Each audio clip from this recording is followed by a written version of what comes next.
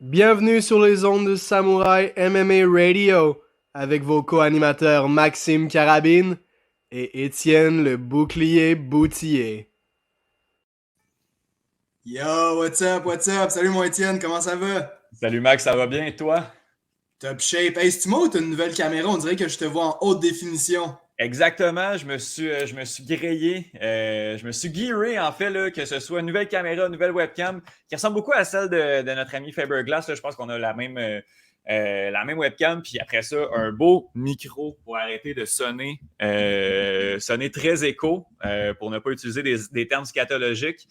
Donc, je suis vraiment content là, de pouvoir, après des années de podcast, être capable d'avoir au moins un minimum de qualité. Puis je trouve que ce qui est important, c'est de me voir comme direct au niveau de la caméra. Là, pour ceux qui regardent la vidéo, on voyait tout le temps en angle avec les vidéos de la webcam. Fait que là, on peut se regarder direct dans les yeux pour les prochains épisodes.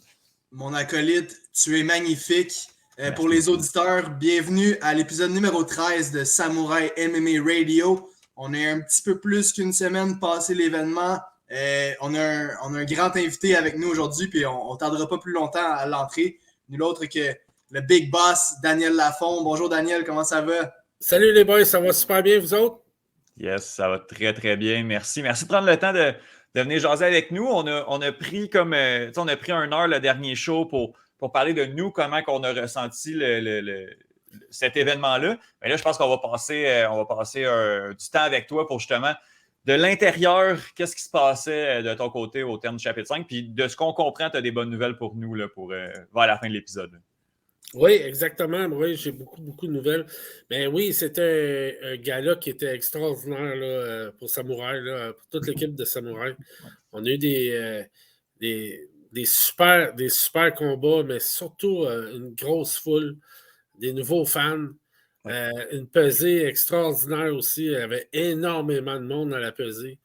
Il y a eu beaucoup de retombées là-dessus sur la pesée, puis aussi sur le gala. Il y a beaucoup de monde qui nous ont appelés de l'extérieur pour faire affaire avec Samouraï. Fait que ça, c'est super intéressant, là, je te dirais.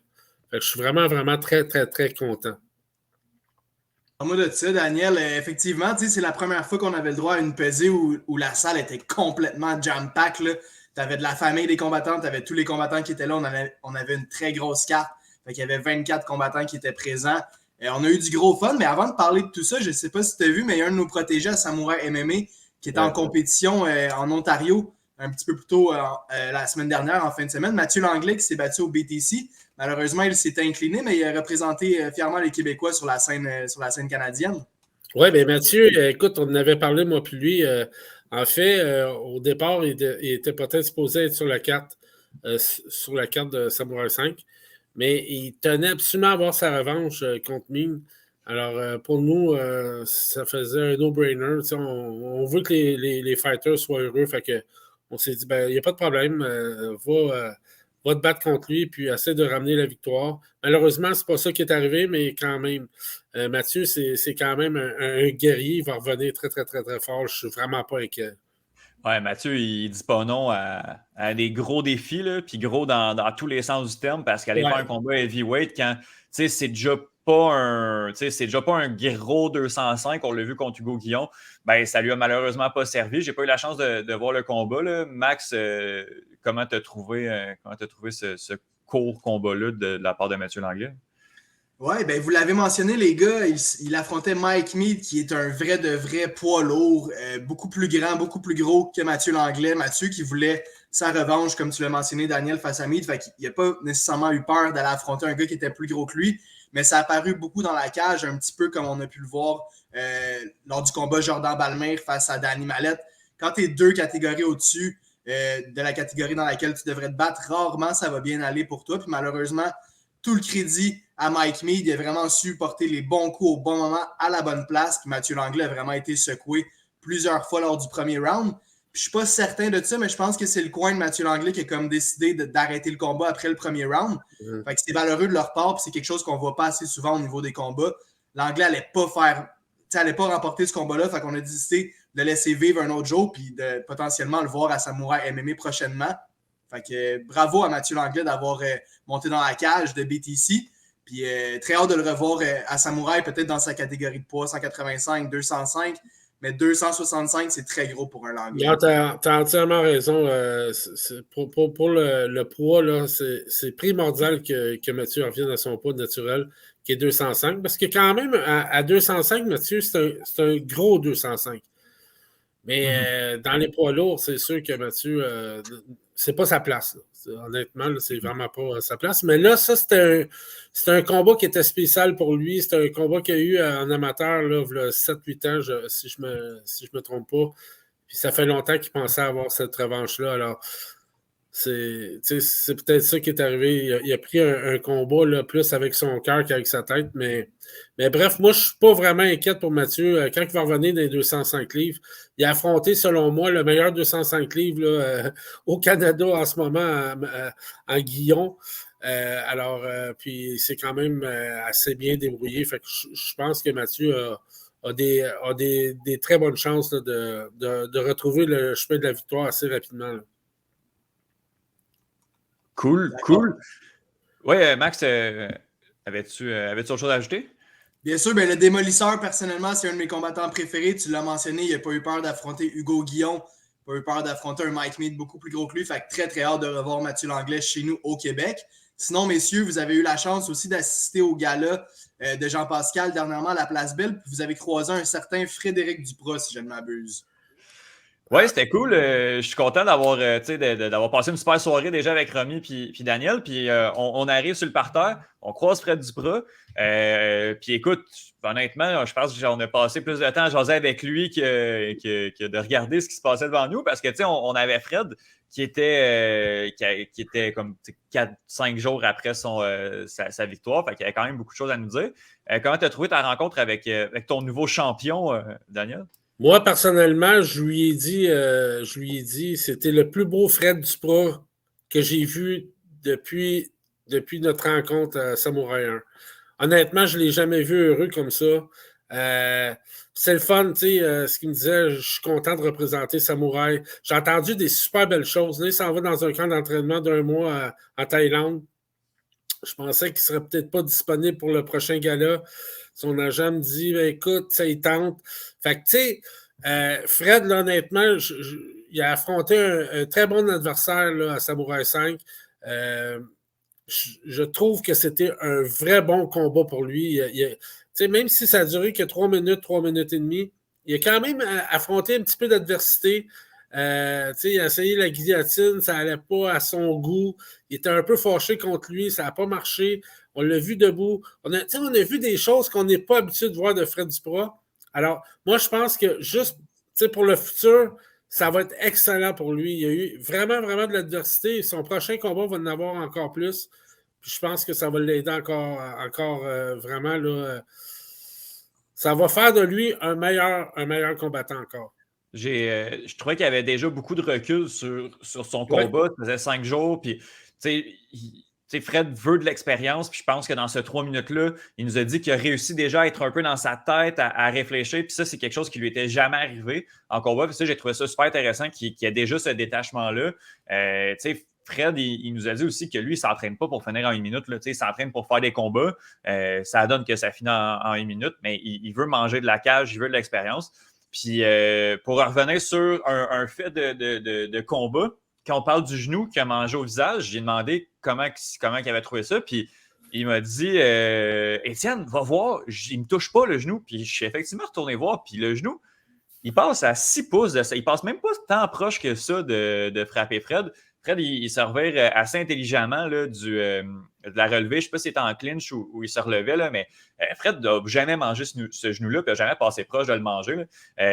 Mais c'est sûr qu'en live, on pouvait penser ça, là, mais c'est ça. Donc, ça a été super intéressant comme rencontre avec Fred. On a jasé facilement une bonne demi-heure, voire 45 minutes avec lui là, de son combat, puis un peu de ce qui s'en vient pour lui. Ah, puis il était tellement content, là, il était heureux. Là, on dirait qu'il y a comme un fardeau qui est tombé de son épaule. Je ne sais pas, il voulait avoir la ceinture, il l'a eu. Puis là, il s'en va dans son camp d'entraînement en Thaïlande pour pratiquer un petit peu son debout. Il veut faire un combat là-bas. Moi, je trouve que c'est juste du positif. C'est vraiment, là, vraiment... j'ai l'impression qu'on va peut-être voir un nouveau Fred Duprat en revenant. Oui, il n'y a pas de doute là-dessus. Je connais plusieurs athlètes qui vont pratiquer en Thaïlande. James Cardinal-Lozon c'en est un. Tristan Gagné aussi qui s'entraîne au Tristar avec Morgan, que tu connais probablement, qui est super bon au niveau des amateurs, qui est parti en Thaïlande lui aussi. Je pense que Fred va sûrement aller le rejoindre là-bas. Fait que très hâte de revoir Fred avec des outils de boxe thaïlandaise à son retour ici. Ça promet d'être très dangereux, très spectaculaire. Daniel, si on t'a avec nous aujourd'hui, c'est évidemment pour revenir sur l'exceptionnelle soirée du Samouraï MMA chapitre 5 qui a eu lieu le 11 mars au Colisée de Laval.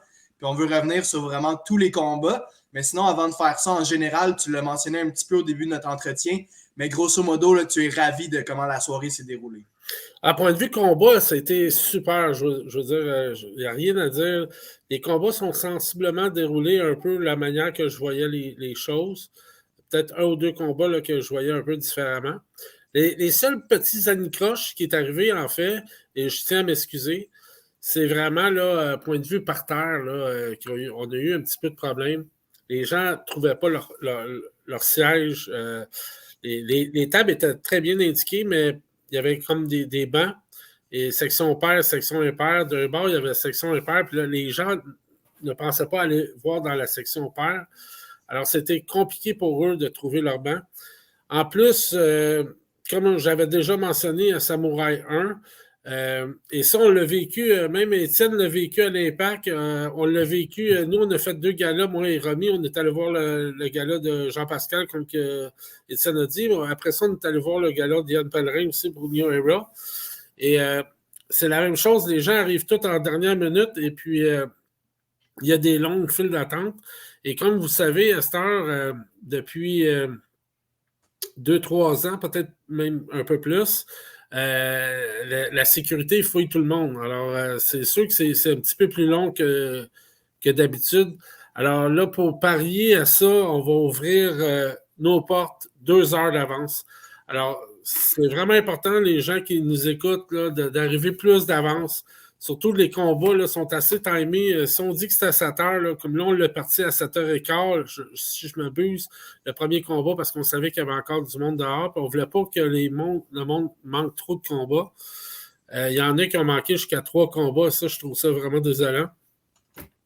Mais nous, de notre côté, ce qu'on peut faire, c'est d'avoir une meilleure organisation, d'avoir plus de staff sur le parterre pour répondre aux questions. Parce que moi, en fait, moi et Étienne qui faisait le blog et Romy, on a passé les 8 premiers combats là, à placer le monde. Fait que, et dans les estrades, ce qui est plate, que moi, je n'avais pas remarqué, parce que quand j'avais été visité, c'est sûr qu'il faisait clair, mais toutes les sections étaient marquées sur les poutres. Mm-hmm. Alors, les gens, s'ils ne regardaient pas sur les poutres, avaient de la misère à savoir où étaient les sections. C'est sûr que c'est un petit peu plus foncé là, le soir d'un gala. Alors, on va s'ajuster. Là. C'est sûr qu'il y a eu un petit problème qu'il faut qu'on le règle. On n'avait pas eu ces genres de problèmes-là dans les 4 premiers événements. Alors là, on va en prendre charge, puis on s'excuse aux gens là, qui ont eu ce désagréable contretemps, mais ça n'arrivera plus, c'est sûr et certain. Et même la sécurité aussi, on va changer un petit peu la façon de faire de la sécurité aussi, là, pour s'assurer qu'au lieu d'avoir 1 ou 2 portes ouvertes, on va ouvrir les 4 portes et on va avoir plus d'agents de sécurité aux portes pour que les gens rentrent un petit peu plus rapidement. Il y a quand même des choses qui étaient hors de notre contrôle sur ces trucs-là. Après ça, c'est notre nom, c'est le nom de Samouraï qui est sur l'événement. Fait que c'est sûr qu'il faut en prendre responsabilité, mais c'est sûr que c'est ça. Comme on parle du parterre, là, il y avait quand même un accès des estrades au parterre qui n'était pas sécurisé. Puis ça nous a quand même causé un peu de trouble aussi parce qu'il y a beaucoup de gens qui sont venus prendre des sièges qui n'étaient pas à eux, puis après ça, des mêlées. C'est ça. Il y avait une crowd quand même assez spéciale au parterre. Il y avait des gens qui partaient avec des chaises, des tables pour aller s'asseoir avec leur chum. J'ai trouvé ça, c'était quand même assez spécial. Mais comme je vous dis, s'il y aurait plus d'agents de sécurité, on aurait plus de placiers, ça n'aurait sûrement pas arrivé, ces choses-là. Alors ça, c'est notre responsabilité. On va en donner suite. Là. C'est sûr, au prochain gala, ça n'arrivera plus. Ben, c'est très noble de votre part, les gars, de faire part de tous les petits problèmes et tous les petits issues que vous avez eus. Mais moi, personnellement, j'ai passé une soirée exceptionnelle. Puis je pense que la majorité, voire la totalité des gens qui étaient là, ont aussi passé une super belle soirée. Parce que oui, ça reste un spectacle. Il y a beaucoup de gens qui vont se présenter. Évidemment, tu l'as mentionné, même à l'Impact, ça a été le cas. Il y a eu une file d'attente. Les gens, ça prend du temps avant qu'ils rentrent. Fait que c'est pas quelque chose qui est seulement chez Samouraï MMA. Puis encore une fois, c'est plus des trucs de derrière le rideau. Fait que c'est bien de vous deux de le présenter aux auditeurs puis vraiment d'être transparent par rapport à tout ça. Mais franchement, moi, je tiens à vous lever à vous lever mon chapeau parce que vous avez fait un travail remarquable. La soirée s'est super bien déroulée.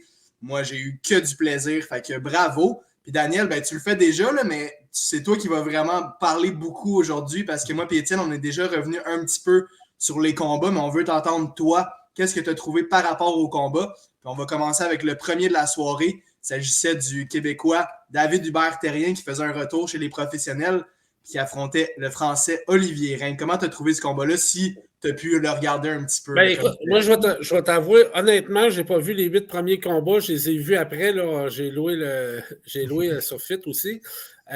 Moi, j'ai adoré ce combat-là, honnêtement. Olivier Reine m'a impressionné. J'ai téléphoné à son agent là, 2-3 jours après le combat pour le féliciter aussi, mais aussi pour lui dire que peut-être qu'il n'était pas dans la bonne catégorie. Olivier pourrait descendre de catégorie, je pense que ça va l'avantager. Terrien était quand même, était venu pour se battre, avait hâte d'avoir sa première victoire professionnelle. J'ai beaucoup aimé ce que j'ai vu de Hubert Terrien. David était content de son combat. Après le combat, je lui ai parlé lui aussi. Il va revenir pour un autre combat. On veut être sûr que David ait la chance. C'est un petit gars qui travaille fort, David. Il fait beaucoup de combats amateurs. Il accepte à peu près tout ce qui est combat. Là. Poids ou pas poids. Des fois, c'est 2 catégories de poids plus haut que lui. À la dernière minute, une semaine d'avance. C'est un guerrier, ce gars-là. Puis je pense qu'il mérite la chance d'avoir une autre chance. Fait qu'on va lui donner une autre chance. Mais en gros, j'ai beaucoup aimé ce combat-là. J'ai trouvé que c'était un bon combat pour partir la soirée. Donc, de ce qu'on peut comprendre, Olivier Reine, ben, ça allait de soi, commence sa carrière professionnelle déjà avec une victoire. Fait que ça allait de soi qui revient. Olivier ne sera pas sur le prochain gala, mais oui, il est signé avec Samouraï. On a des grosses aspirations pour Olivier. J'ai trouvé qu'il a fait un super bon combat. Et comme je disais, s'il peut perdre de 10 livres puis descendre à 175, je pense que ça va être dans son avantage. Puis David Terrien, un autre combat confirmé. Oui, un autre combat, ça ne sera pas non plus dans le prochain gala parce que David s'est fait opérer hier. Mais probablement le gala à Montréal que je vais vous parler tantôt là, dans pas long. Super. Notre très cher Béchir Labidi qui affrontait vraiment là, un des plus gros prospects que Montréal a en ce moment en Scott Rodriguez. Un combat qui s'est passé chez les poids mouches, qui s'est terminé au premier round, un petit peu comme la majorité des combats ce soir-là. Belle victoire de Scott Rodriguez qui a vraiment mis un pace et qui a fait savoir à Béchir Labidi qu'il n'y avait pas d'affaire dans la cage avec lui. Écoute, tu as entièrement raison. Ça, c'est une erreur de notre part. Je pense que Labidi n'était pas prêt du tout à affronter Scott Rodriguez. Nous, on avait eu des beaux rapports de lui concernant lui, surtout son Muay Thai, tout ça. Mais honnêtement, il était beaucoup trop léger pour Rodriguez. On l'a vu à la pesée, il est arrivé à 118. Nous, on a eu comme un mois à le connaître aussi, un peu d'avance. On a vu un peu... le personnage. Le personnage, c'est un personnage. Il n'est pas prêt pour les professionnels, ça c'est sûr et certain. Et surtout pas dans cette catégorie-là. Moi, je te dirais que peut-être dans les 115 livres, mais là, au Canada, il n'y en a pas des 115 livres. Peut-être une catégorie plus légère le mettrait plus en valeur. Mais contre Scott Rodriguez, qui est un des meilleurs 125 livres au pays, qui est classé 2e, c'est un mismatch un peu. Mm-hmm. On peut s'attendre à quoi de Rodriguez? Scott Rodriguez, on pense qu'il pourrait être sur la prochaine carte. Ça reste à vérifier parce que je n'ai pas parlé encore à Scott, mais plus à son agent James Mancini. Scott Rodriguez a des... Je vois en Scott Rodriguez un talent certain et pas tellement loin non plus de Tommy Morrison. C'est un gars qui a énormément de talent. J'ai beaucoup confiance en ce petit gars-là. Je le suivais dans les amateurs. Sa dernière, pour les gens qui ne le connaissent pas, peuvent aller voir sur YouTube. Il s'est déjà battu contre un autre de nos prospects qu'on va emmener probablement sur la prochaine carte, d'Asus. Il avait perdu ce combat-là, mais si on regarde le combat attentivement, vous allez voir que Scott est bon debout, au sol. Muay Thai, il est bon partout. C'est un petit gars qui a énormément de talent. Il s'entraîne dans un super bon gym. Je pense que honnêtement, ça va être une révélation éventuellement, Scott Rodriguez. Tu as parlé de Tommy. Est-ce que c'est une trajectoire qui est possible pour les deux combattants? C'est très possible. Ce que je voudrais, par exemple, c'est sûr que Tommy accepterait un combat tout de suite contre Scott Rodriguez, mais je veux donner la chance aussi à Scott d'avoir le même genre d'expérience que Tommy. C'est-à-dire qu'il y a 2 combats de plus, Tommy. Il y a 9 rounds de plus aussi, parce qu'il ne faut pas oublier que Tommy a fait 3 guerres de 3 rounds. Ouais. Alors, je ne trouverais pas ça juste en ce moment pour Scott de le mettre tout de suite contre Tommy. Mais oui, éventuellement, et dans un avenir pas tellement loin non plus, on pourrait voir cet affrontement-là, parce que c'est un affrontement qui a déjà été cédulé dans l'amateur en plus. Oui, mais je pense aussi que Scott Rodriguez peut vraiment comme regarder un gars comme Tommy Morrison puis son parcours au cours des dernières années, puis vraiment marcher dans les pas d'un Tommy Morrison. Je pense vraiment que Tommy est en train vraiment comme d'être le trailblazer, puis c'est lui qui va de l'avant, il affronte vraiment n'importe qui, n'importe quand, puis c'est tout le temps des combats vraiment très intéressants. Fait qu'avant de parler d'un match-up entre les deux, je pense vraiment qu'un Rodriguez peut marcher dans les pas d'un Tommy Morrison. Exactement. Puis éventuellement, peut-être qu'on pourra les voir ensemble dans la cage, mais deux super prospects à 125 livres. C'est sûr qu'on l'a mentionné, Béchir, c'était pas... C'est ça que j'ai dit à Étienne la semaine passée. Je pense que Scott a eu des affrontements beaucoup plus durs chez les amateurs que son premier combat à Samouraï MMA face à un Béchir Labidi. Fait que ça reste à voir, mais encore une fois, très, très content d'avoir Scott Rodriguez parmi nous. Ah oui, effectivement. Puis Béchir Labidi, ce qui ne l'a pas aidé, c'est qu'il est arrivé 15 livres en dessous de Scott Rodriguez. Oui. À ce poids-là, il est à 118. Je pense que la journée du combat, il est à 120.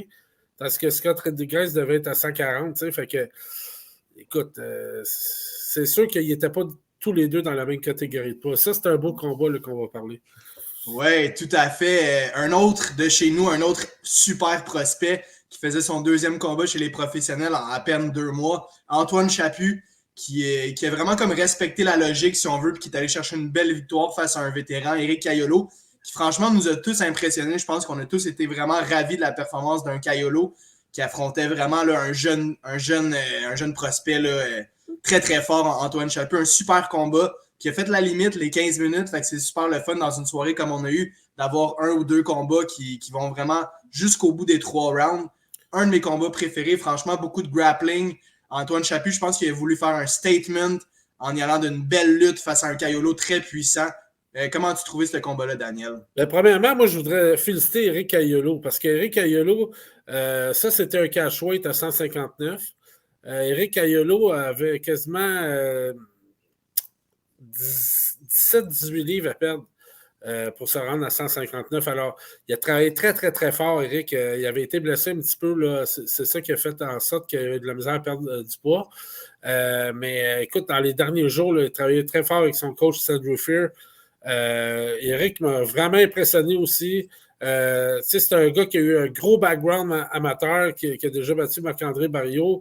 Il a perdu contre Barriault, mais il a gagné aussi. C'est un gars qui a beaucoup, beaucoup de potentiel. C'est certain qu'il avance en âge, mais Eric Caiolo, on va la revoir, c'est sûr, à Samouraï. Il y a plein d'autres match-ups qu'on peut faire pour Eric Caiolo. Antoine Chaput, moi, Antoine Chaput, je le mets dans la classe des Scott Rodriguez, éventuellement dans des Tommy Morrison, dans les Jonathan Ramsey. C'est avec ces gars-là qu'on veut bâtir. On est chanceux. Dans le temps, avec TKO, il y avait les Jourdain, il y avait les Laramie. Nous, c'est les Chaput, c'est les Rodriguez, comme je dis, les Morrison et les Ramsey. Alors ça, c'est notre core. On veut faire attention à Antoine. D'ailleurs, on va peut-être avoir une bonne nouvelle pour lui bien vite. On est en train de négocier avec son adversaire, son premier adversaire aux États-Unis. On veut ramener cet adversaire-là au Québec pour le prochain gala. Et c'est ça. Ça en était une petite surprise là, qu'on est en train de faire. Fait qu'on négocie avec son ancien adversaire, puis on espère que ça va bien marcher pour lui. Ah ouais, hey, c'est vraiment une bonne nouvelle. Ça, c'est vraiment cool. N'invenger aussitôt que ça sa défaite qui était déjà pas une énorme défaite. Écoute, honnêtement, là, vous pouvez montrer ce combat-là à n'importe qui. Vous ne mentionnez pas les noms. C'est sûr qu'Antoine Chaput gagne 10 fois sur 10. Ouais. Je trouve ça juste désolant que le petit gars ait sa première défaite à son premier combat quand c'était pas mérité. Fait qu'on va essayer de tout de suite revenger la défaite, qui passe à d'autres choses, puis qui continue sa carrière. Puis, parce qu'Antoine Chaput, dans les 155 livres, là, il est là. Ouais. On la regarde, il y a juste 2 combats. Là. Antoine Chaput va être dans 4-5 combats, va être une menace là, pour beaucoup de monde dans les 155 livres. Il s'agissait de Nakia Brown, qui est présentement en négociation avec Daniel Lafont et Samouraï MMA pour venir se battre ici au Québec. On va essayer de le convaincre.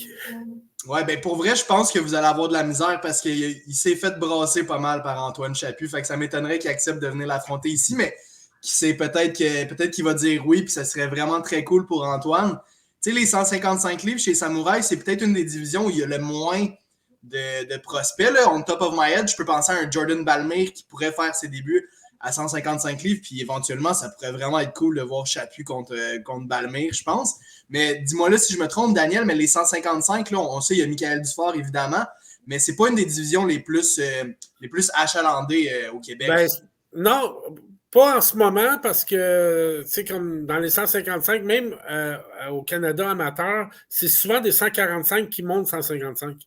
Fait que ça, des 145, nous, on a énormément. T'sais, on a une dizaine, si c'est pas 12. Alors, c'est sûr qu'il y en a 1 ou 2 là-dedans qui vont monter en 155 dans pas tellement long. Alors, c'est sûr qu'il y a un gap en ce moment entre Chaput et Dufort, ça, c'est certain. Mais je parle des 145 qui pourraient monter 155. Là, moi, j'en ai 2-3 dans ma tête en ce moment qui ont à peu près la même expérience que Chaput. Alors, ça pourrait faire des excellents combats. Mais dans tous les cas, Chaput, on va amener des gens, soit de l'Ontario d'ailleurs, on veut monter sa carrière, on veut en prendre soin. Il y a une bonne équipe. C'est un gars qui s'est beaucoup impliqué aussi dans la vente des billets. Puis moi, on a une appréciation avec Samouraï, on a une appréciation envers Antoine Chaput. Il nous a fait confiance. Il aurait pu signer ailleurs. Fait que non, nous, on va continuer, on va se battre pour qu'il se batte lui aussi.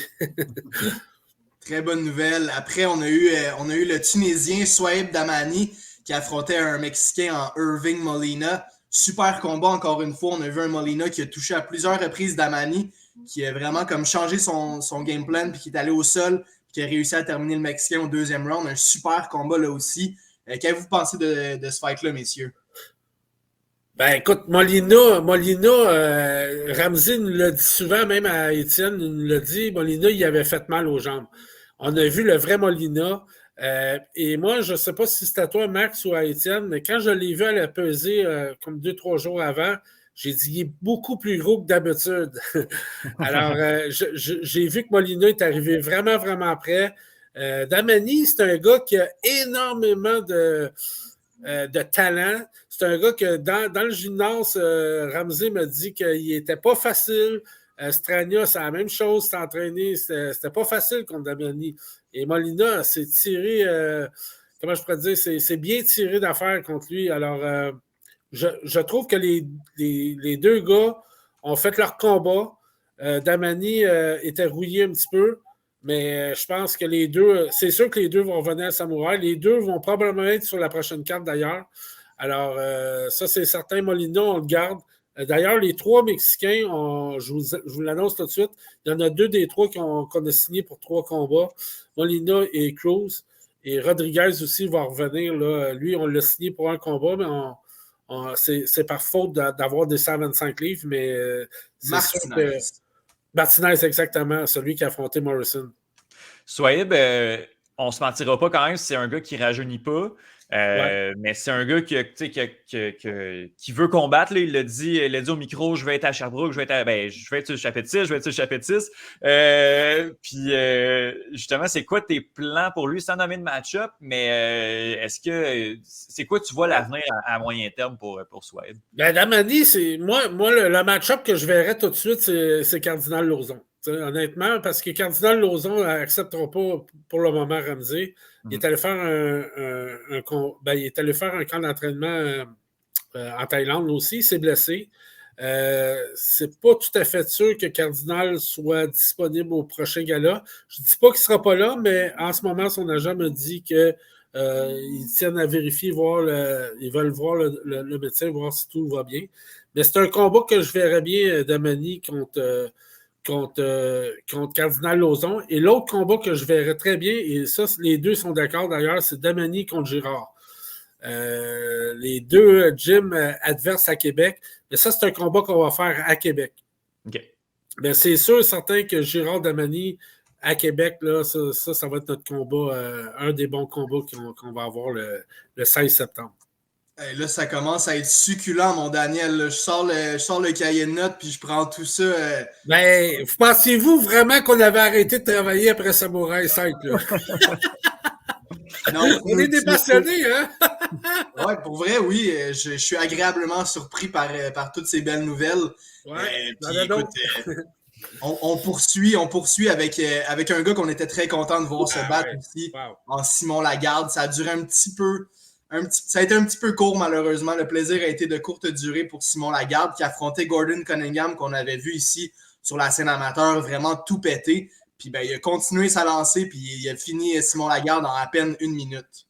Simon Lagarde, wow!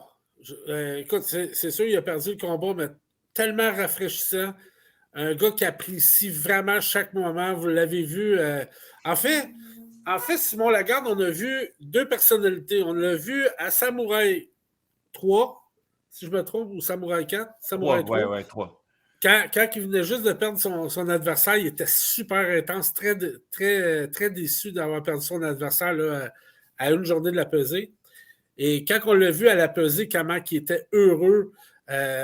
Pour lui, là, Simon Lagarde, c'est un gars qui vient de loin.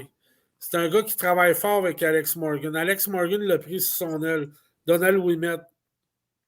C'est un gars qui mérite beaucoup, beaucoup de respect. C'est un gars que moi, je respecte énormément, Simon Lagarde. Lui et sa femme travaillent fort, ils ont un petit garçon. Simon Lagarde va être sur le prochain gala, ça je vous le confirme tout de suite. On va le garder avec nous. C'est sûr qu'on veut continuer avec Simon. Simon, comme Faber se plaît à dire souvent, c'est un mini Strania. C'est un gars qui est très intense. Et c'est un gars qui est tellement bien entouré avec le gym à Alex Morgan, avec Guillaume Vigneault, entre autres. Je pense que Simon va s'améliorer. Il ne faut pas oublier que Simon a quand même perdu beaucoup de poids pour ce combat-là.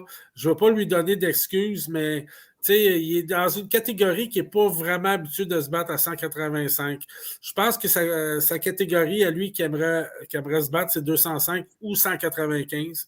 Je pense qu'on va se diriger vers là tranquillement. Peut-être 195 pour faire une moyenne des deux, là, sans aller trop à l'extrême à 205, vu que Simon n'est pas super grand. Mais à 195, encore là, je pense qu'il y a des beaux match-ups qu'on pourrait faire. Non, Simon, c'est sûr qu'il va être là au prochain gala. Pour Cunningham, moi, je l'avais découvert à son premier combat, si je m'abuse, c'est BTC. C'est un gars que je trouve qui a énormément de talent, qui est dans l'équipe de Ronson. C'est un gentleman. C'est un gars que j'ai appris beaucoup plus à connaître à l'hôtel. On a passé quand même un petit peu de temps ensemble. On a fait une offre de contrat à Gord. Au départ, ça a été refusé. On nous a dit que peut-être qu'il signerait pour une autre organisation. Puis finalement, ils nous ont rappelé on va essayer de s'entendre parce que Gord, même si c'est un gars de l'Ontario, moi, ce qui est important, c'est le talent puis les valeurs. C'est un gars que je pense qu'il matcherait vraiment bien avec Samouraï. Tout à fait. Un combat qui a vraiment su soulever la foule, même si le favori, le local, a perdu. Ça a été vraiment un feu d'artifice du début jusqu'à la fin. Puis de la pesée jusqu'à la fin du combat, je dirais, c'est vraiment deux qui ont vraiment entertain le show pour Samouraï MMA. Fait que c'était vraiment c'est vraiment cool de voir ces deux-là s'affronter. Je sais que Lagarde a dit qu'il détesterait pas ça, avoir peut-être une deuxième chance face à Gordon Cunningham. Fait que, en 205, là. Ouais, peut-être même 195, comme Daniel dit, pour avoir un jeu entre les deux. Mais super combat qui mettait fin à la carte préliminaire. Ouais. Par la suite, on a eu une petite entraque. Daniel, pendant l'entraque, est-ce que tu as pu souffler un peu? Comment tu as vécu ça? Pas vraiment, là. On cherchait des chaises.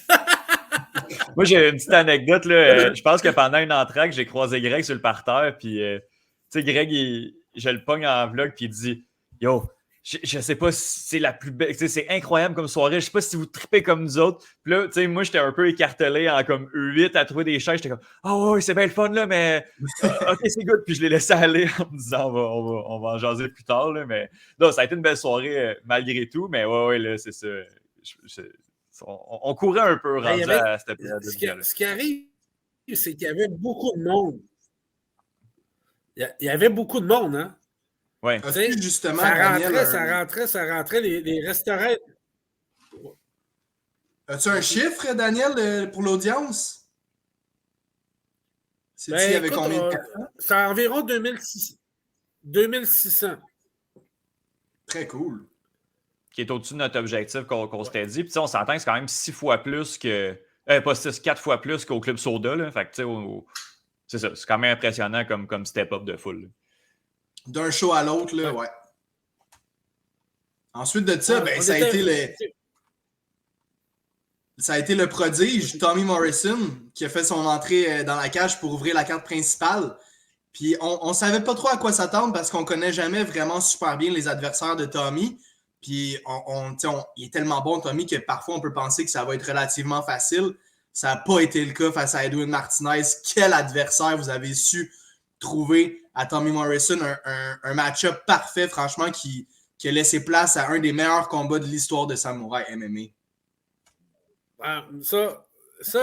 Moi, j'aimerais ça parler de ce combat-là. C'est important pour moi. Les gens qui pensent que Tommy Morrison, parce qu'il ne finit pas ses combats au premier round, qui n'est pas aussi dominant qu'à l'amateur, tout ça, c'est pas ça du tout. Je pense que Tommy, à ce combat-là, plus particulièrement, a volé de ses propres ailes, moi je trouve, a su s'adapter à n'importe quelle situation. Avait vraiment un gars, là, Martinez, devant lui, qui aurait pu battre, je dirais, 12 fighters sur 15 dans les poids 125 au Canada. Il aurait pu battre beaucoup de monde. C'est un gamer, ce gars-là. Il était 6-0 en amateur. Il n'était pas grand, mais c'était un gars qui était un peu le même style. Un peu le même style que Tony Laramie. Genre très résilient. Pour ceux qui se rappellent un peu du combat Tony Laramie contre Louis Jourdain, qui avait été une guerre un peu debout. C'était un combat de cette façon-là, mais partout. Au sol, debout, des kicks aux jambes, deux gars qui ne veulent rien savoir. Moi, j'ai adoré le combat de Tommy. Je trouve que c'est les match-ups qu'on a eus en ce moment pour Tommy, c'est numéro 1. Le premier combat, il a affronté Autourou, un gars qui va affronter Matt Dawson là, dans la semaine prochaine ou dans 2 semaines. C'est un gars Autourou qui vient se battre là, à tous les combats. Il ne faut pas se fier trop à sa fiche. C'est un gars qui a un super talent, avec une équipe incroyable, avec Crew Alain.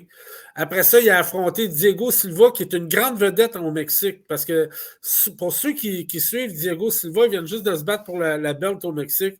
C'est un gars qui avait pris Tommy Morrison un peu à la dernière minute, mais qui est un super talent. Diego aussi, qu'on va revoir sur la prochaine carte aussi.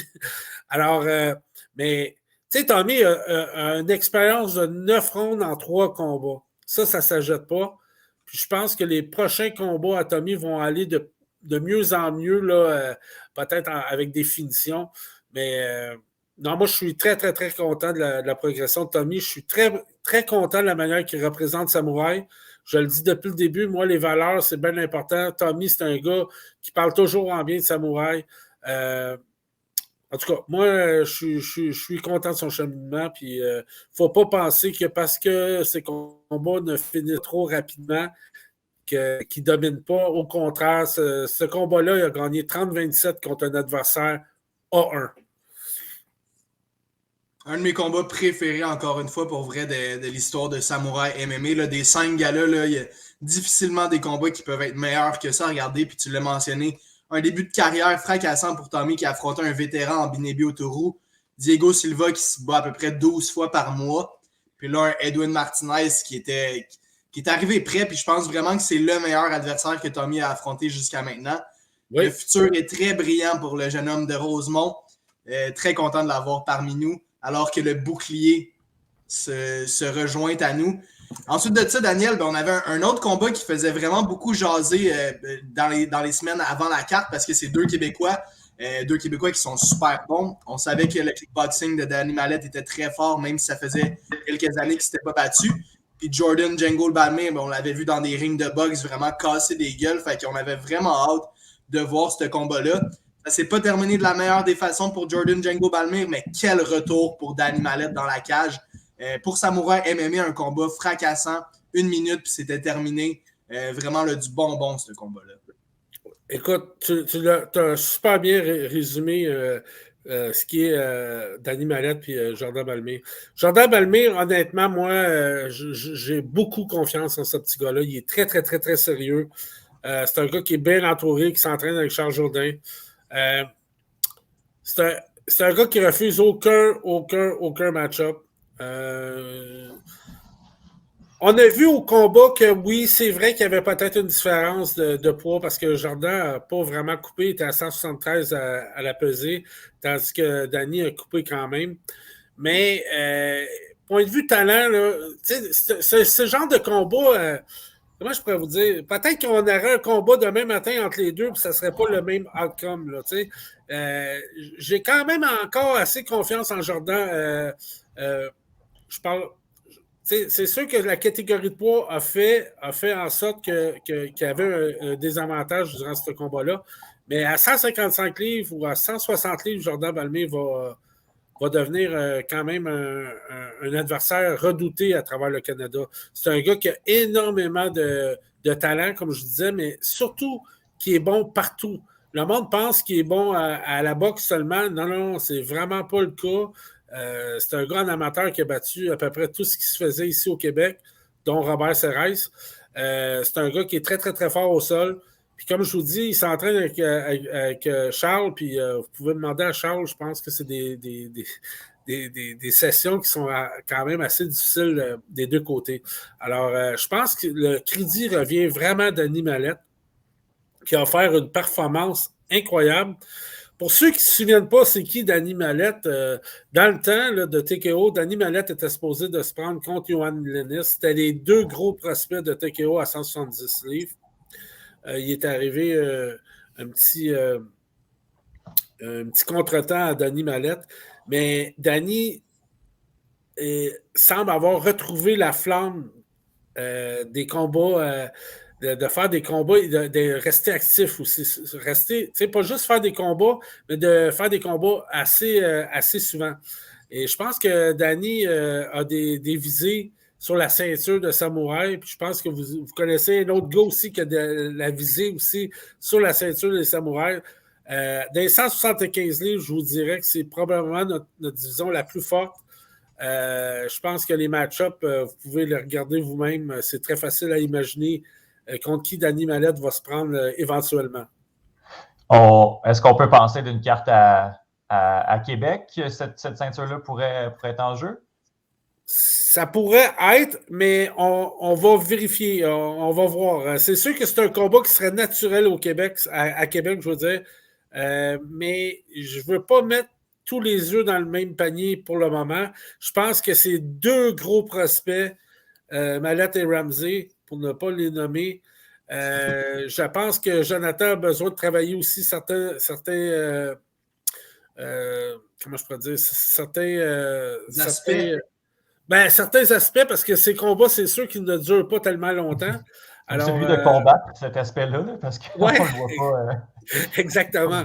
Alors, Mais écoute, Danny Mallette, Jonathan Ramsey, c'est sûr que c'est un combat qu'il faut qu'on fasse. C'est un combat que les deux veulent, d'ailleurs. Les deux veulent. Alors, c'est sûr qu'on va le faire. Vous avez très bien mis la table pour ça, les gars. C'est maintenant le temps de parler du combat. Du combat, disons ça comme ça, le record de l'histoire de l'organisation. 6 secondes, ça aura pris au Sherbrookeois pour éteindre les lumières de Colton Boxell avec un ground and pound vraiment venu des très, très sombres profondeurs de l'enfer. Joe Ramsey qui ne fait que gagner chez Samouraï MMA.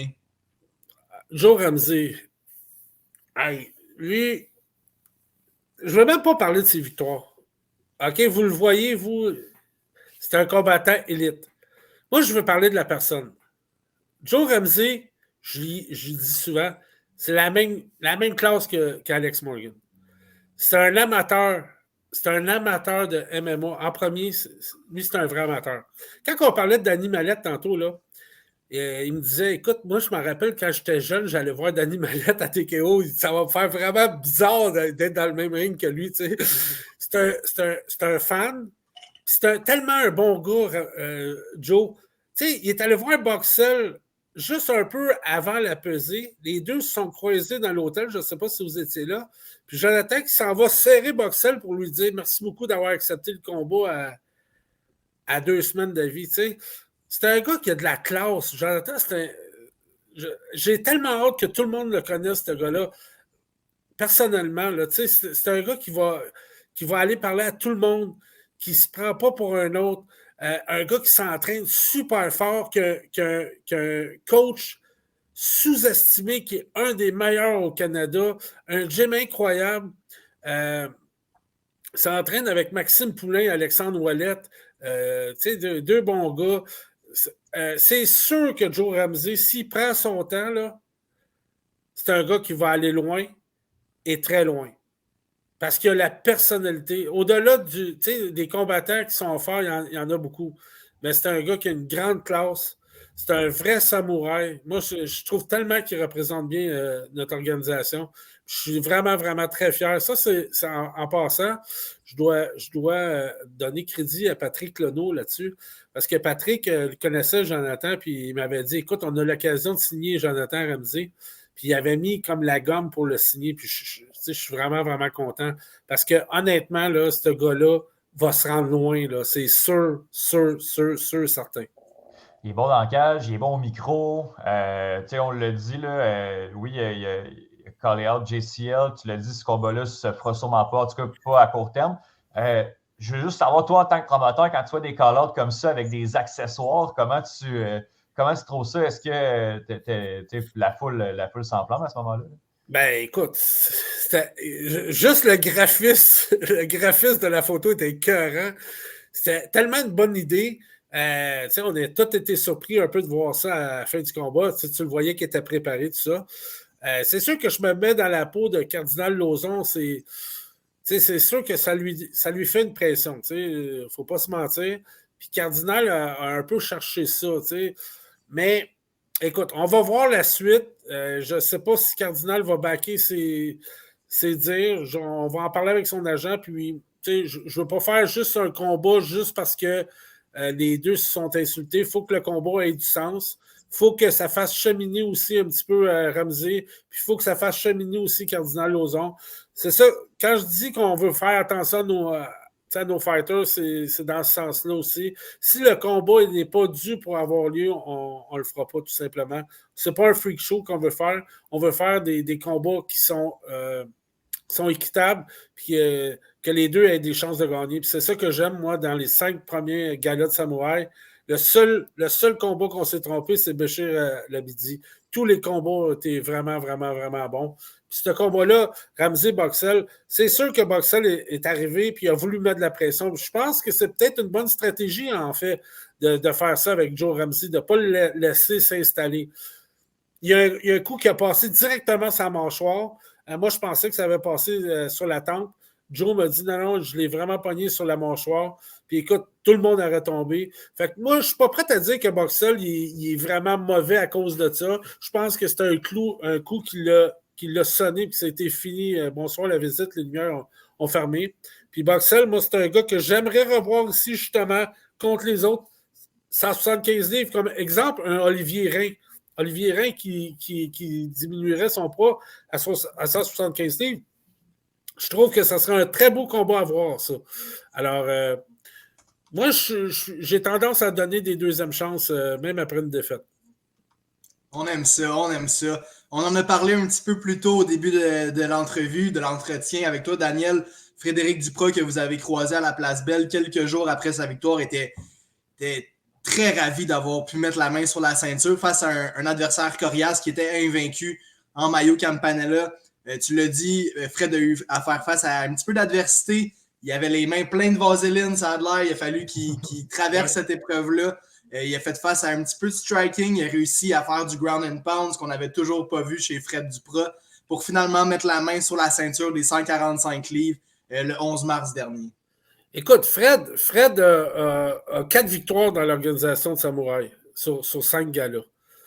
Fred mérite tout ce qui se passe en ce moment, tout ce qui arrive dans sa vie. Je pense que Fred le mérite. Il travaille fort.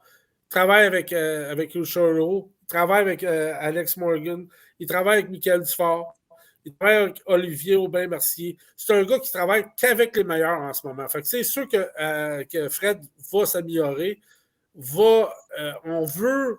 Fred, ce qui est important, je pense, pour son cheminement, s'il y a des tu sais, comme il veut monter, c'est sûr que Fred aimerait ça aller dans l'UFC aussi. Il voit ses chums, puis tu sais, il aimerait ça être à la même place, puis il aimerait ça monter lui aussi.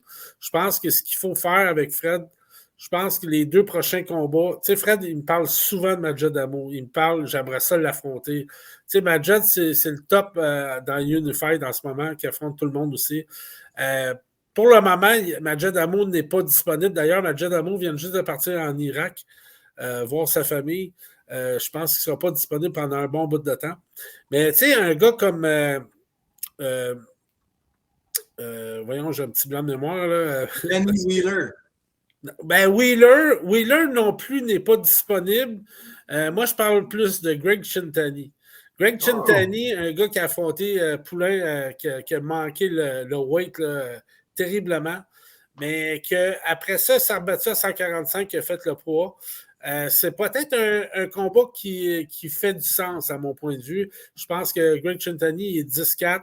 Ça serait une belle progression pour Fred Duprat avant de s'attaquer au meilleur au Canada. Mais je pense que Fred a sa place dans les meilleurs au Canada, direct et dans les 5 meilleurs. Je suis vraiment pas inquiète. Je pense que le reste des combats que Fred va faire avec Samouraï, ça va être vraiment pour préparer sa progression vers le UFC, exemple. C'est vraiment ça qu'on veut faire. On veut faire des combats qui vont faire progresser Fred, qu'on va y amener du gros challenge. Comme ça, s'il gagne ces combats-là, ben écoute, Fred va être prêt. J'aime ça qu'avec Chintani, honnêtement. Je pensais pas que c'était nécessairement dans tes plans, vu que ça s'était passé un peu de manière contre Maxime Poulain, mais je pense que c'est un bon match-up. Un peu dans la trempe de Lenny Wheeler, à mon avis. Exactement. C'est le même style. Greg Chintani, c'est sûr que ce qui est arrivé avec Maxime Poulain, c'est impardonnable.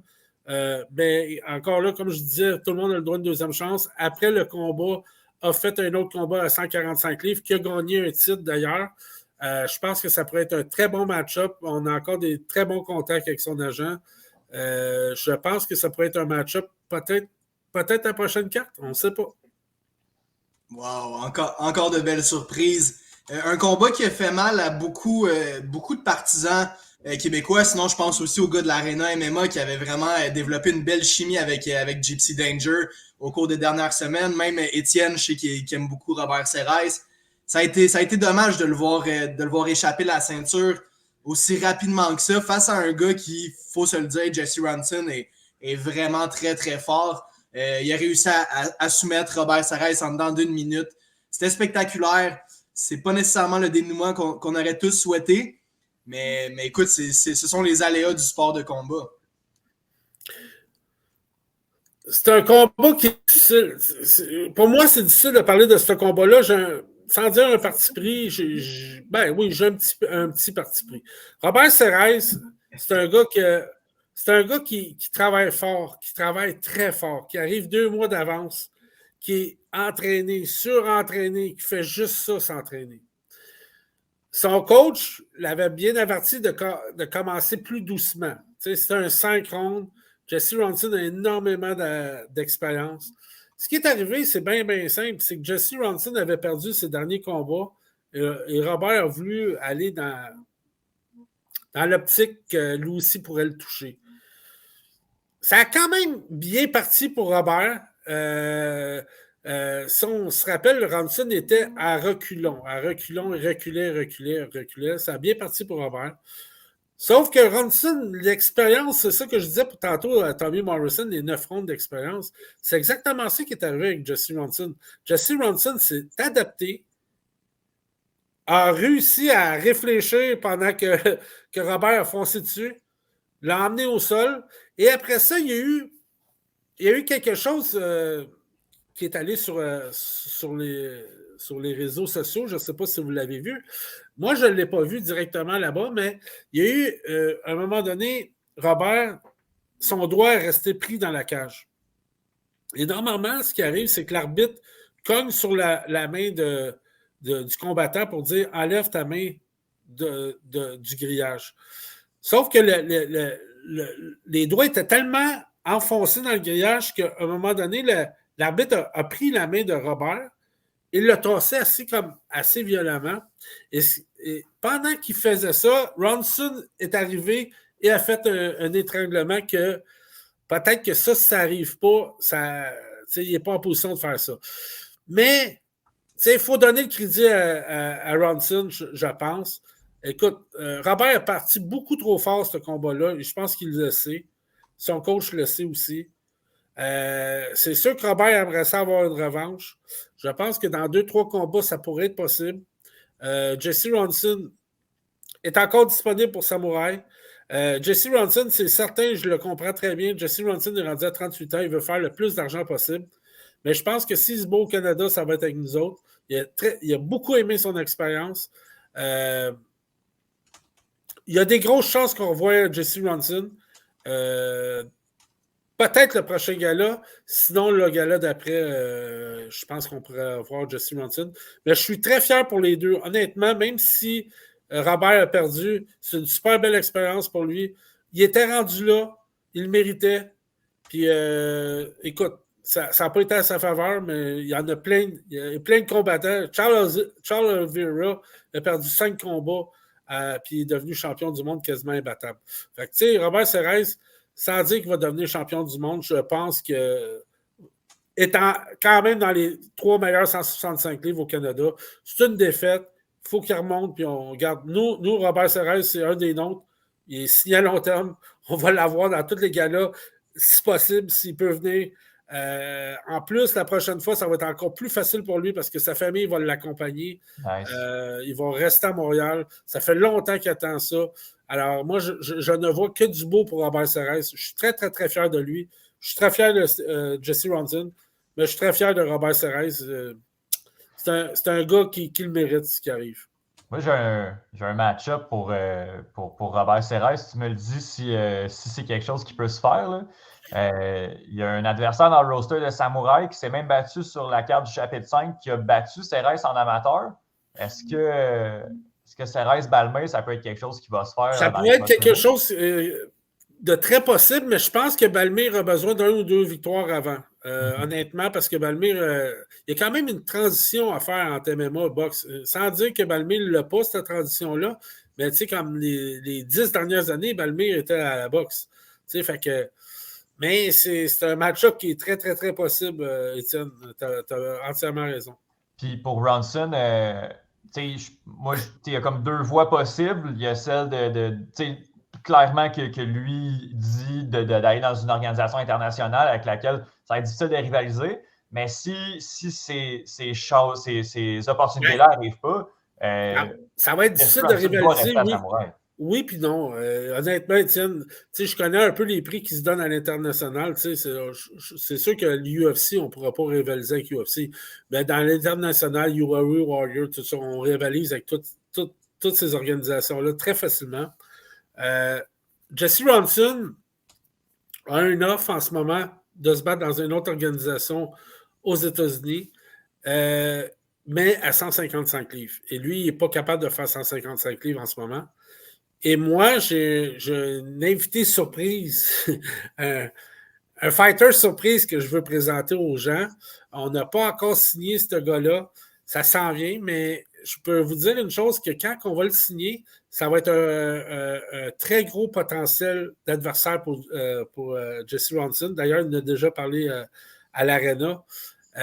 Ça pourrait faire des flamèches parce que c'est un gars qui a un nom d'une légende. C'est un nom légendaire qui joindra à Samouraï. Puis j'aimerais vraiment, vraiment ça pour les fans du Québec.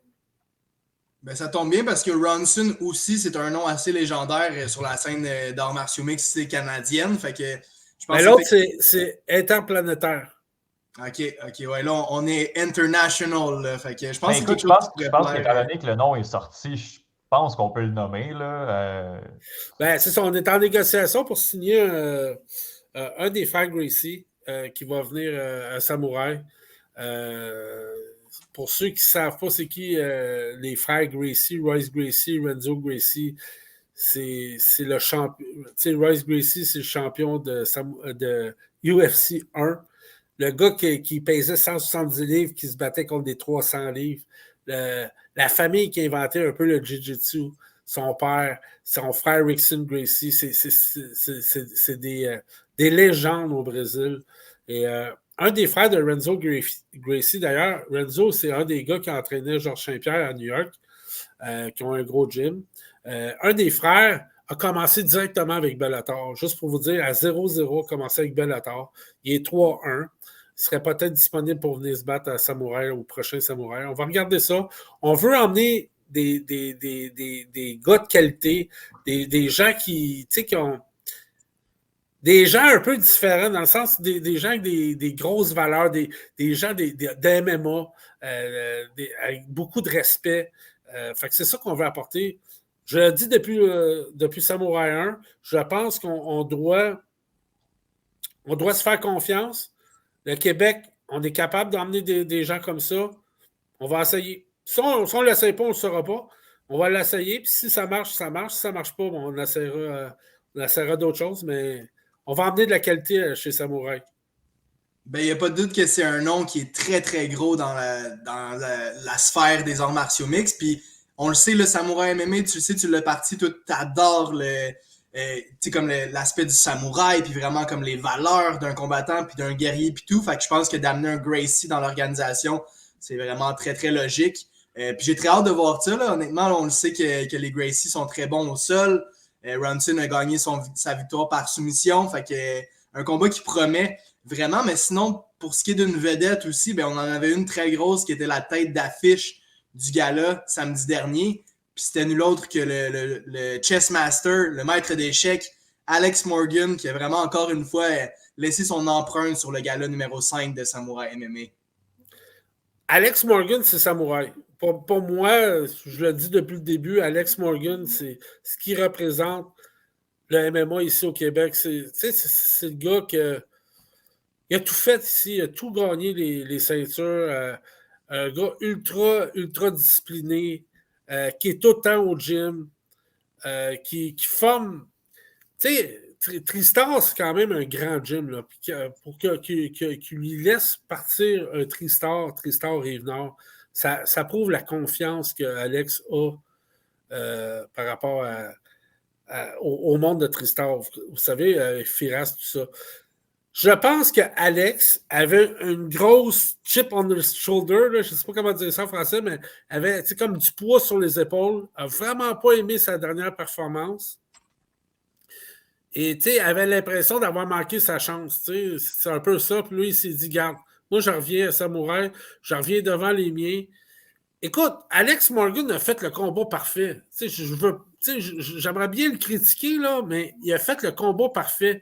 C'est difficile de faire mieux. Il était ultra discipliné, a pris son temps, a découpé, t'es allé aux jambes, t'es allé en haut. Il n'y a rien qu'il n'a pas fait dans ce combat-là. Alors, tu sais, Alex a su s'ajuster, a su, tu sais, comme oublier un peu le passé de son dernière aventure au Contender. Puis il est arrivé ici, puis il a fait exactement ce qu'il m'a toujours dit. Moi, il m'a dit, je me bats dans l'UFC ou sinon je me bats chez vous. Je me bats devant les miens. Puis c'est exactement ça qu'il a fait. Puis Alex, on va la voir. Pardon? On va la voir, Alex. Quand? On va la revoir. Cool. Ben écoute, c'est des bonnes nouvelles. C'est lui qui t'a signifié son intention de vouloir revenir. Ben, je pense qu'Alex a vraiment aimé son expérience. Lui aussi aime les valeurs qu'on dégage. Puis je pense que pour Alex, je veux dire, honnêtement, il a fait quand même de l'argent aussi. Il était. Se battre avec son monde dans les estrades, là, ça n'a pas de prix. Mm-hmm. Honnêtement, là. Aller à New York, aller à Miami, je sais pas. Il me semble que le choix n'est pas difficile. Tu as ta famille, tu as ton monde. Les montants d'argent sont plus ou sinon similaires. Je pense que le choix n'est pas difficile. À mon point de vue, à moi. Là. Est-ce que son but, ce serait de essayer d'avoir une chance au Contender Series? Ah oui, c'est sûr. C'est sûr. Écoute, ouais. Alex aimerait avoir 3 affaires. Soit une chance dans l'UFC. On sait que l'UFC vont revenir au Canada au mois de juin. Mais écoutez, là, ce qu'on entend, c'est qu'il n'y a pas tant d'ouverture que ça pour les Canadiens pour le moment. Aimerait avoir peut-être une shot à One, parce que c'est un gars qui aime beaucoup un peu comme nous autres, le samouraï, il aime les combats à One, tu sais, qui est un petit peu plus asiatique, un peu moins de ground and pound, mais plus de bout. Fait que, tu sais, c'est sûr que s'il y a une offre de One, de Bellator et de UFC, c'est certain qu'il va y aller. Là. Il est rendu à un âge qui ne peut pas refuser ça. Mais par contre, moi, je suis sûr, certain, 100% sûr que si une organisation comme Unified l'appelle, c'est non. Une organisation comme Warrior, c'est non. CFFC, ça va être non. Toutes les autres organisations, ça va être non. Lui, il aime Samouraï, puis il va être là. Fait que s'il n'y a pas aucune de ces offres-là qui rentre, ben, c'est sûr qu'il va s'en battre avec Samouraï. Ma question étant, est-ce que Morgan aimerait ça, gagner 2 victoires de suite pour pouvoir recevoir un appel du Contender Series cet automne? C'est plus ça ma question pour Morgan, ce serait ça l'objectif. Ça, c'est l'objectif d'Alex. Mais moi, j'en ai aussi un objectif. On a une responsabilité en tant qu'organisation, c'est d'y apporter des combattants. Tu sais, Alex, là, il dépend des autres en ce moment. Il dépend d'un appel du UFC. Il dépend d'un appel du One. Mais dans sa tête à lui, il sait qu'il est rendu là. Fait que moi, là, ce qu'on veut faire avec Alex, là, c'est d'y emmener des combattants qui ont fait leur marque dans ces organisations-là, dans l'UFC, dans le One, tout ça, pour qu'Alex les batte, puis que si, mettons, il ne reçoit pas l'appel, que lui, dans sa tête à lui, il se dise regarde, moi, je suis capable de les battre, je les ai déjà battus. Fait que c'est ça, l'organisation Samouraï, c'est ça qu'on veut faire comme conjointement avec Alex, c'est d'y apporter des fighters qui signifient quelque chose pour lui. T'sais? C'est ça qu'on veut faire. On aimerait ça faire ça aussi avec Michael Dufort. Moi, j'aimerais ça. Personnellement, j'aimerais vraiment ça. Parce que là Michael, il est booké avec XMMA. XMMA. Fait que c'est un combat qui est très important pour lui. Mais si jamais, après ça, il ne reçoit pas l'appel, il était supposé être sur notre carte, Michael. On n'a pas trouvé personne. Puis notre carte était très complète aussi, là, je dois dire. Fait que, mais c'est le cheminement que j'aimerais aussi que Michael fasse, un peu comme Alex, un peu comme Fred, comme Jonathan Ramsey. Quand ils vont recevoir l'appel, ils vont être prêts. C'est ça qu'on veut, nous autres. Je ne veux pas qu'ils aillent là juste pour une fois dans l'UFC puis ça ne marche pas bien pour eux autres. Ça serait le fun que nous, on leur apporte des bons adversaires pour que quand ils vont arriver là, ils soient prêts. Ouais, ben, Alex Morgan a conclu le gala du chapitre 5 de la meilleure des façons avec une victoire par TKO au premier round. Il n'y a pas de doute que c'est un des meilleurs au Canada. Puis je suis très content de l'avoir ici à Samouraï MMA. Tu nous as droppé des belles nouvelles tout au long de l'épisode, mon Daniel. Plusieurs match-ups d'Amani. On a Joe Ramsey, évidemment, qui souhaite affronter Danny Mallette, puis c'est réciproque. On a vraiment droppé beaucoup de belles nouvelles sur le Il y en a podcast. d'autres. Il y en a d'autres. Je vais vous en apprendre d'autres. Ben oui, justement. Puis là, tu commençais vraiment, tu parlais du fort, puis là, on commence vraiment à parler un petit peu plus du chapitre 6. Puis moi puis Étienne, on avait fait une vidéo lors du chapitre 5 qui mentionnait que le chapitre 6 allait se dérouler dans une certaine ville au Québec, mais finalement, on a peut-être eu un changement à ce niveau-là. Ben écoute, en ce moment, on a un petit problème avec la Renault, ce qu'on va être à Sherbrooke. Eux, finalement, auraient juste des disponibilités la semaine d'après et la régie n'a pas de disponibilités. Ce qui arrive, c'est qu'en fait, c'est ce qu'on veut faire aussi avec Samouraï, c'est de démontrer aux autres promoteurs aussi le respect qu'on a aussi envers les autres promotions. C'est pour ça que je vais voir à peu près toutes les promotions. Moi, ça ne me dérange pas du tout. Il y a un gars qui s'appelle Guy Poulain qui organise un événement de boxe amateur là-bas, qui a énormément de respect des Sherbrookeois. C'est un gars qui travaille énormément fort. Et je ne veux pas être en contradiction avec lui voler des billets ou, tu sais, comme les gens, tu sais, on a un certain budget. Hein? Chaque personne, c'est pas facile aujourd'hui, la vie. Puis, tu sais, je voudrais pas que lui perde des clients parce que Samouraï arrive là. Fait que je pense ce qu'on va faire, c'est que le gala de Sherbrooke, on va le mettre au mois de août.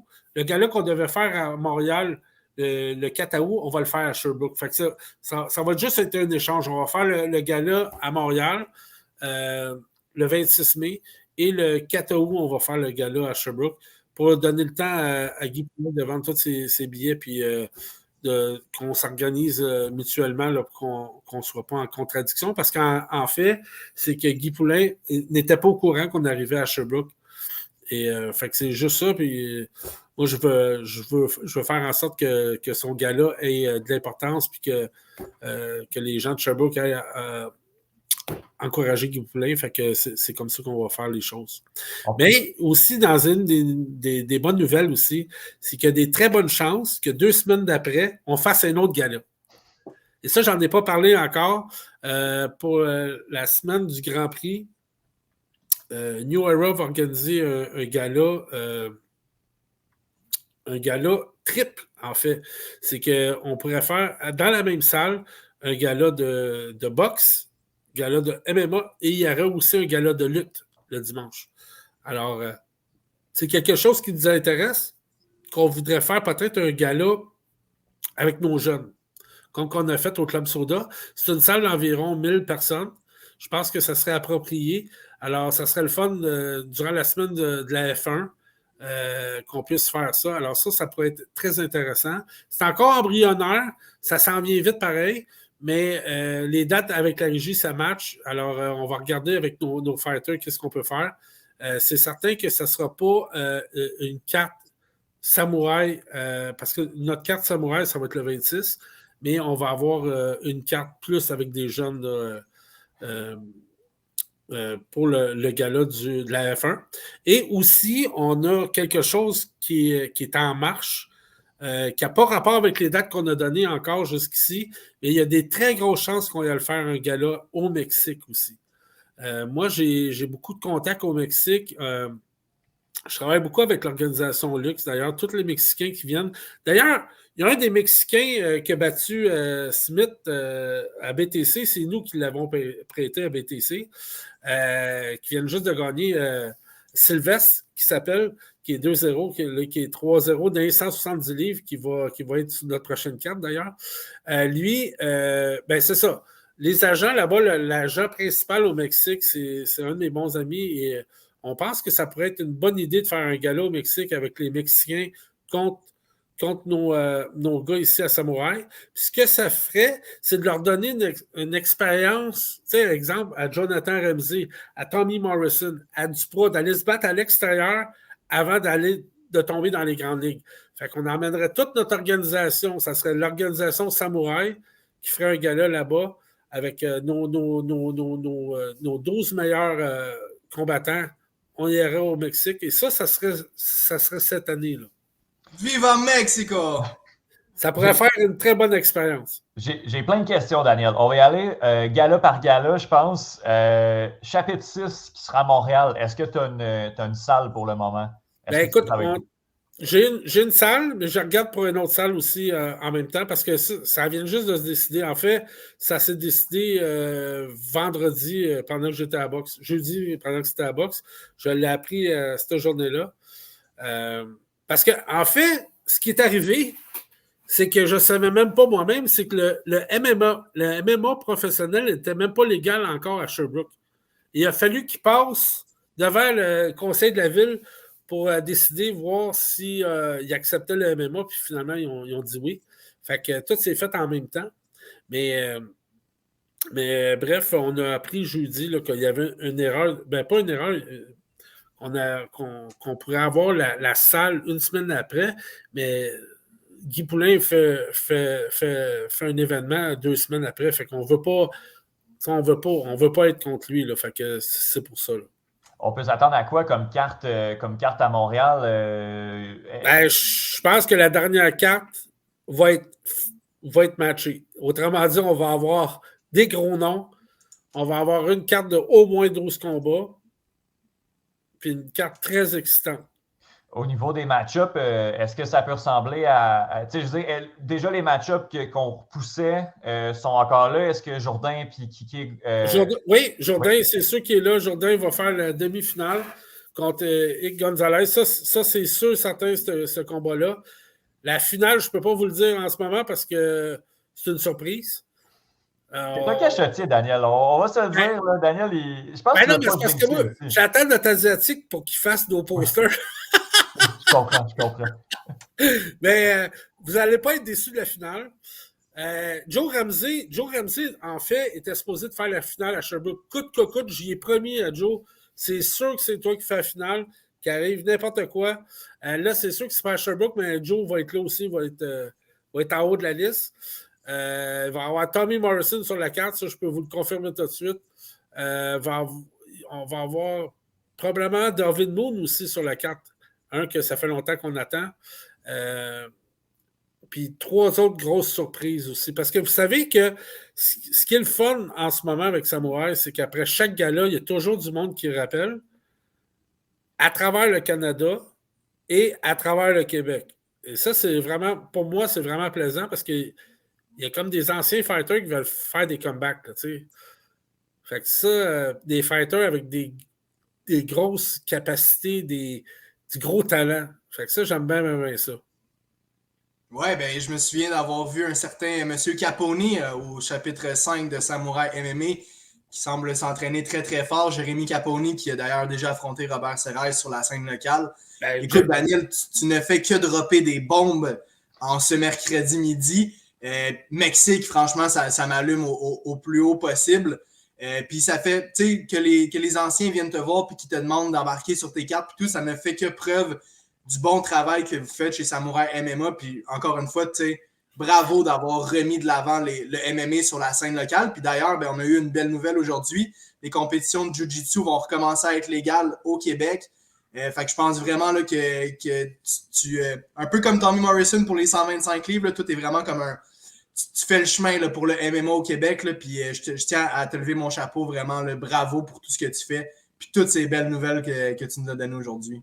En fait, c'est sûr que moi, je suis le porte-parole. Je suis le gars qui est là, mais c'est les athlètes qui font le show. Puis sans eux autres, ben, on ne serait rien. En réalité, c'est. Si on se souvient à Samouraï 1, on avait eu de la misère un peu à trouver des match-ups parce qu'on était dans la COVID puis les gens ne s'entraînaient pas. Mais regardez 2 ans plus tard c'est quoi qui se passe en ce moment. Tout le monde est heureux.